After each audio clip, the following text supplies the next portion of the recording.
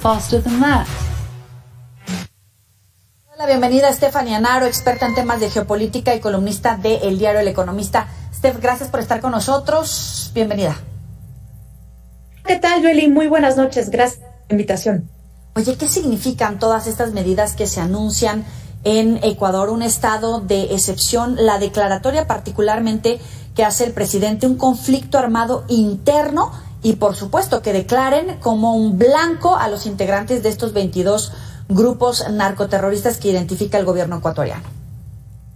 Sí, así es. Han sido unos días trágicos para Ecuador, particular los últimos 3 días.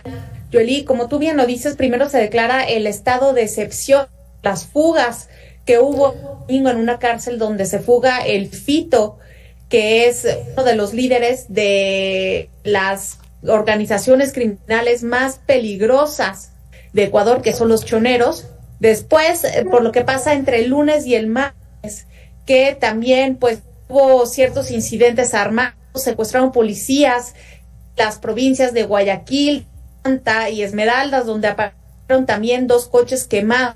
Se declara la conmoción interna. El día de hoy, a través de Twitter, el presidente Noboa, que lleva apenas 3 meses en el cargo, declara estado de conflicto interno, que equivale a decir que hay una interna, y esto lo permite el artículo 160 de la Constitución, de que con esto se le da permiso a las Fuerzas Armadas de actuar bajo el derecho internacional humanitario para preservar la soberanía y la integridad territorial que en este momento está siendo amenazada por organizaciones criminales.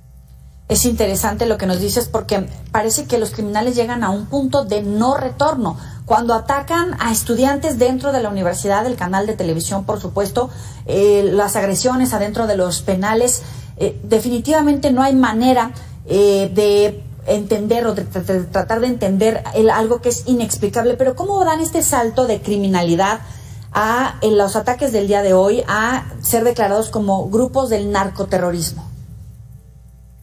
Mira, es importante notar que esto no solamente está iniciando con el presidente Noboa. El presidente Lasso tuvo muchos problemas relacionados con eso. Me parece que él hizo 16 decretos, 16 estados de excepción. También relacionado con este tipo de violencia, matan al candidato presidencial Fernando Villavicencio, estas organizaciones criminales. Y hay que ver que es un problema que tiene raíces geopolíticas. Ecuador está cerca de Perú y Colombia, que son los mayores productores de cocaína en el mundo.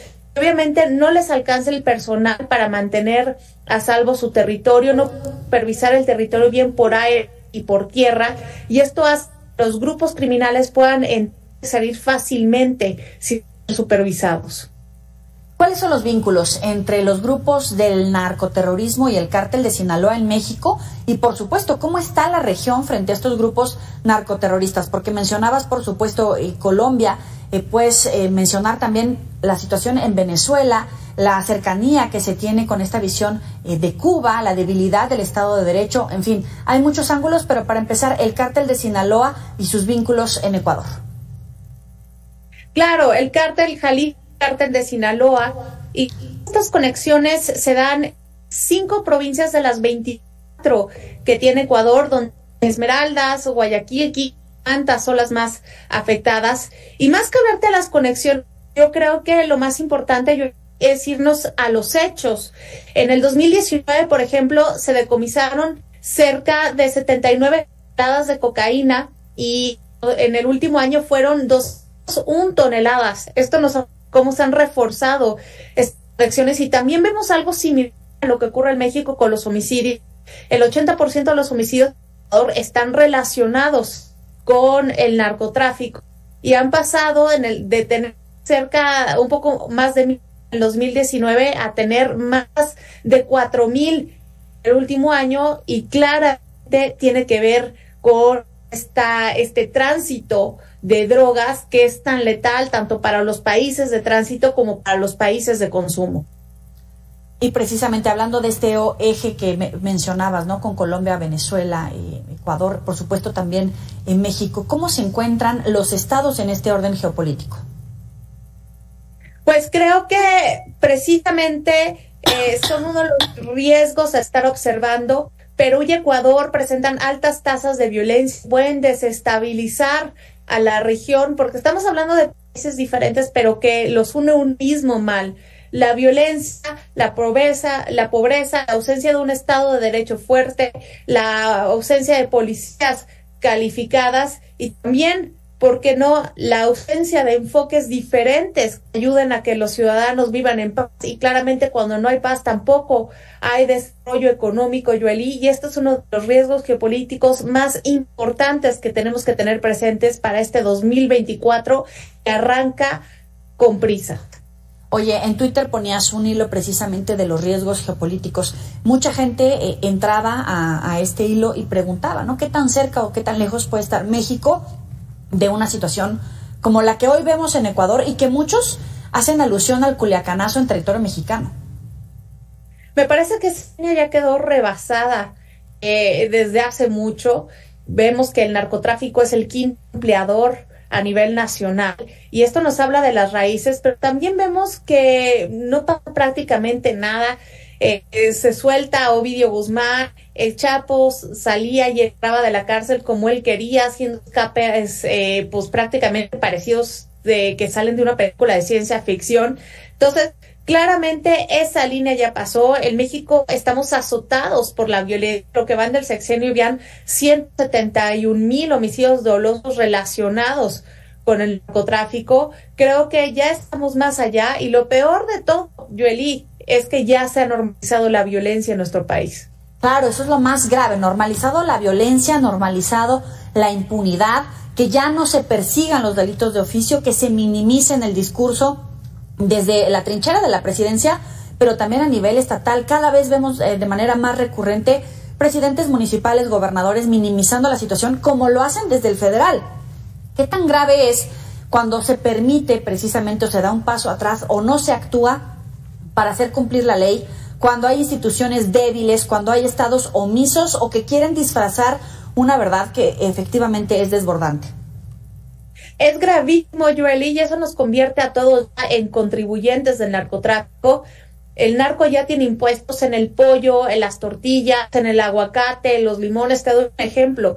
Por cada kilo que pese un pollo, el narcotráfico cobra 2 pesos. Entonces, si compramos un pollo que pesa 3 kilos, pues le estamos dando al narcotráfico 6 pesos. Ya es un estado paralelo que tiene sus impuestos y sobre todo que gana más dinero a veces que el gobierno federal, tiene armamento de punta y también pues tiene una logística de punta que hace que se debiliten las instituciones y que más aún, que las nuevas generaciones los miren y los niños tienen que ser narcotraficantes porque los ven como la única salida a la pobreza. Creo que es un espiral vicioso en el que hemos caído y que exige un enfoque, Yoeli, que ya no tiene que ver ni con balazos ni con abrazos. Ya debemos de hablar de legalización, de despenalización y de gobierno de drogas para que la gente pueda vivir en paz. La única meta tiene que ser salvar vidas y esto requiere de un enfoque. Oye, hay gente que nos está escribiendo a través de las redes sociales a propósito de tu participación. ¿Qué significa que declaren grupos narcoterroristas y cómo puede reaccionar Estados Unidos frente a esta declaratoria que hace el propio presidente de Ecuador? Claro, obviamente eso es importante, que era lo que Donald quería hacer con los cárteles de la droga. Exacto, ¿no? Para poder intervenir. Esto obviamente, saber qué dice el presidente Biden. Si Donald Trump estuviera en el poder hoy, no duraría 2 veces en intervenir, porque quiere decir que el Estado ecuatoriano siendo rebasado por las fuerzas criminales ecuatorianos no pueden vivir en paz, y eso es una de las principales funciones que tiene el Estado para con sus ciudadanos. ¿Qué tendría que hacer en este momento México? Porque bien dice, si estuviera Trump, de ahí se agarra. De hecho, yo creo que los republicanos pueden tomar precisamente este caso de declarar los grupos del narcotráfico como grupos terroristas. Es uno de los argumentos en los que han insistido recurrentemente, particularmente con el gobierno mexicano. Pero a partir de lo que está sucediendo en Ecuador, ¿qué tiene que hacer México frente a la comunidad internacional? Tanto los países de Sudamérica como el control del narcotráfico y el fentanilo, y también, por supuesto, con Estados Unidos. Yo creo que México tiene que alzar la voz. Se dice muy fácil que los cárteles son mexicanos, pero bien de cada $10 que ganan por el narcotráfico se quedan en Estados Unidos. Que México debe de impulsar un cambio, que Estados Unidos reconozca que tiene un problema de salud y también impulsar por nuevas legislaciones en la región que está siendo azotada por ese tipo de violencia. Es un buen momento que México cambie la manera en cómo es visto el mundo de un país sin derecho, de un gobernado por narco, a un que se atreve a salirse de un bloque tradicional con la única finalidad de que sus ciudadanos y los del resto de la región vivan en paz. Es Stephanie Enaro, muchísimas gracias por estos minutos para el auditorio de Mega Noticias. Vamos a estar en contacto contigo si nos lo permites. A ustedes, que tengan mucho y estamos pendientes. Hasta luego.